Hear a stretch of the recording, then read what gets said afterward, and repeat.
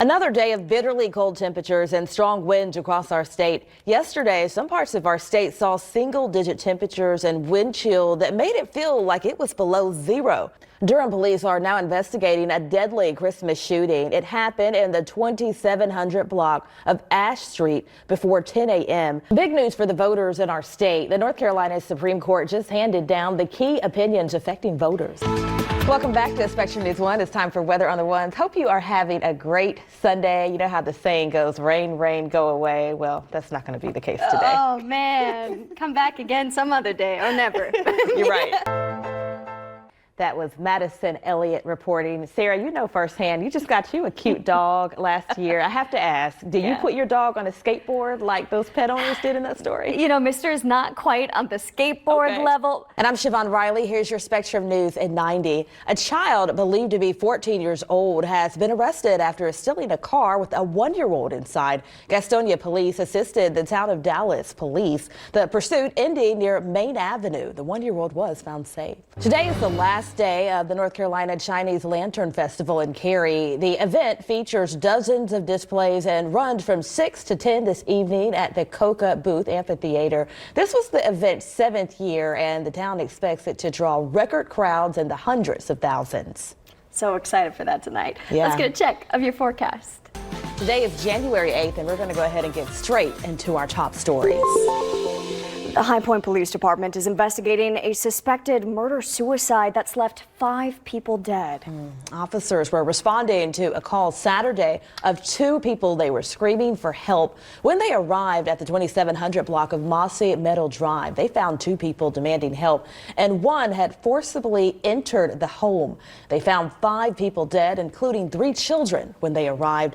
The High Point Police Department, they say that there is no information that indicates an ongoing threat to the community. Residents and businesses in Asheville are still recovering after widespread water outages impacting thousands in the area for more than a week. The outages started on December 24th. Yeah, officials say it was because of that winter weather. It affected a water treatment facility there. Never happens in my life. This is the first time we haven't without water for that long.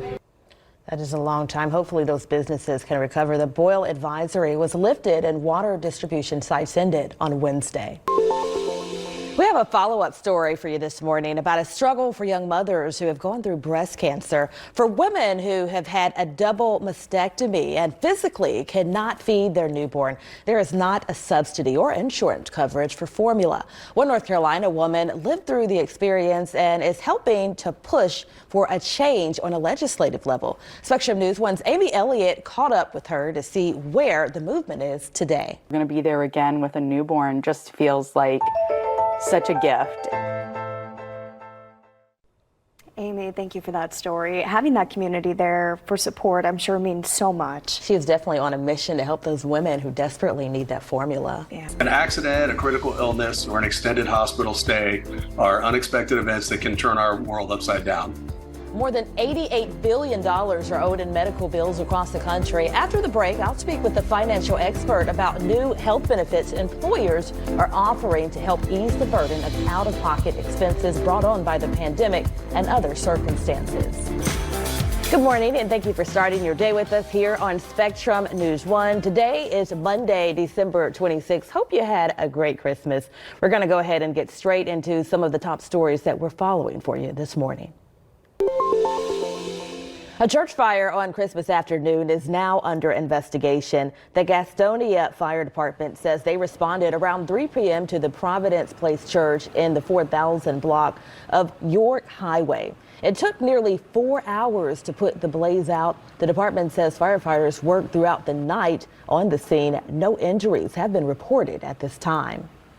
Residents from 3 homes are now displaced after a fire early Christmas morning in South Charlotte. It happened in the 1700 block of West Mill Lane. The Charlotte Fire Department says it took about 40 firefighters to get the flames under control in 43 minutes. Officials declared the fire accidental as a result of improperly stored firework debris.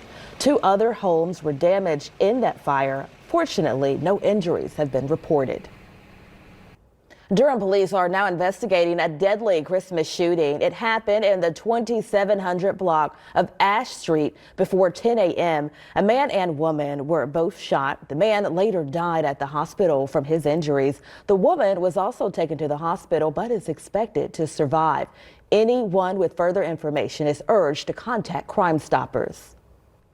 And Charlotte-Mecklenburg police are investigating what the department is now calling a homicide in the university area. Officers responded before 8 a.m. on Christmas morning to the 2900 block of Beard Road, where they found an injured male victim on the side of the road. He was later pronounced dead after being taken to the hospital. Anyone with information on this case, you are urged to contact Crime Stoppers. Cabarrus County was prepared to assist people with the frigid temperatures expected throughout the holiday weekend. That's why the Salvation Army of Cabarrus and Stanley counties opened a warming shelter for people in need. The last few days we've had historic cold weather, and there's been nowhere open for people to be able to go, with it being the holiday weekend. So important for people to have a place to go. The Salvation Army's overnight overflow shelter open each evening to provide additional overnight housing needs for the community. A massive storm has killed at least 34 people across the United States, affecting in some ways at least 60% of the U.S. population. And airports across the country are dealing with delays and cancellations. More than 70,000 passengers a day are expected to pass through Charlotte Douglas Airport. This week, many people will be navigating the airport's ongoing construction zones as it continues a years-long $3 billion investment in renovations. Spectrum News 1's Jacob Reynolds spent the day with someone who knows the airport inside and out to see how the ongoing construction impacts his day. A lot of changes and very busy there. Thanks, Jacob. Walker says the traffic and waiting was particularly bad this past October when Charlotte Douglas crossed the upper level drop-off area to start installation of a new canopy. Much lighter crowds are expected on New Year's Eve. Coming up next. It's worth it, right? It's worth trying to improve the conditions of the people around you. How one swim team is giving back to save lives. Those stories plus more news affecting you and your communities right after this break. You're watching Spectrum News 1. Stay with us. And I'm Siobhan Riley. Here's your Spectrum News at 90. After 15 rounds of voting, Kevin McCarthy is officially Speaker of the House of Representatives. McCarthy had to concede some power to get the 216 needed votes. Now, only one person is needed to start a motion to vacate the current Speaker. The U.S. labor market shows the economy added another 223,000 jobs. They also show unemployment fell to 3.5%. This marks the second best year in the history of the job market. Good morning and thank you for watching Spectrum News 1. I'm Siobhan Riley. And I'm Sarah Redline. Great to have you here with us on this first full weekend of 2023. Yes. It's January 7th. Let's get right into our top stories this morning. It's official after a late night session and some dramatic moments on the House floor. California's Kevin McCarthy secured enough votes to become Speaker of the House of Representatives. And his first action was to swear in all the members-elect who had been waiting since Tuesday to take the oath.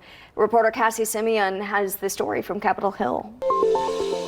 For the second time in a week, the town of Nash County has confronted a water shortage. The town's mayor tells us the most recent one happened after a Duke Energy crew hit a water main on Thursday. Basically, you have nothing. You got nothing, you know. Hopefully they can find relief sometime soon. Spring Hope Mayor Kyle Pritchard says they need some assistance from the state's elected officials to really get the process going. National news. Virginia police have a 6-year-old boy in custody after they say he shot his teacher at school. Wow. That happened at an elementary school at Newport News, about 30 miles from Virginia Beach. Authorities say the female teacher in her 30s was shot in a classroom during an altercation. They're calling her injuries life-threatening. Well, we did have about 2 o'clock this afternoon. There was a gunshot inside the school. We now know the names of the 3 men killed at a Charlotte construction site on Monday. We spoke with the family of the youngest victim, Jose Kanaka, who grew up in Charlotte. He graduated at Carringer High School and attended Central Piedmont Community College. They described his personality as kind, funny, and caring. It nearly destroyed me. My heart was broken in million pieces. So unfortunate.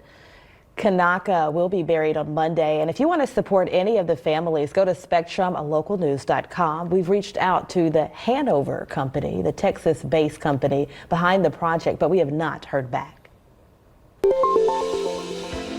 Friday marked the 2-year anniversary of the January 6th insurrection when supporters of former President Donald Trump stormed the Capitol to try to overturn the 2020 election. We'll hear how those on Capitol Hill remembered the historic day.